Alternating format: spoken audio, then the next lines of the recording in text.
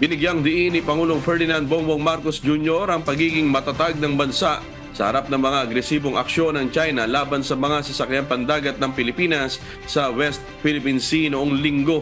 Sa pahayag ng Pangulo sa kanyang official X account na dating Twitter, sinabi nito na ang panggugulo at provokasyon na isinagawa ng China Coast Guard at kanilang Chinese Maritime Militia laban sa ating mga sasakyang pandagat at personnel noong weekend ay lalo pa umunong nagpapatibay sa determinasyon ng bansa na ipagtanggol at protektahan ang kasarinlan, sovereign rights at jurisdiksyon ng ating bansa sa pinag-aagawang teritoryo.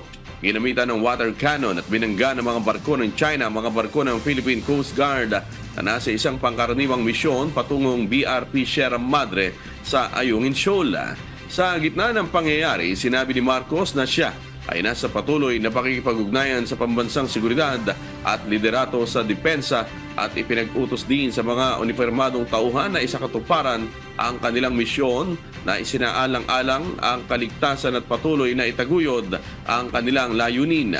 Ayon sa Pangulo, ang iligal na presensya sa ating karagatan at mapanganib na mga aksyon laban sa ating mamamayan ay isang malinaw at hayagang paglabag sa pandaigdigang batas at sa alintuning nakabatay sa mga patakaran ng pandaigdigang lipunan.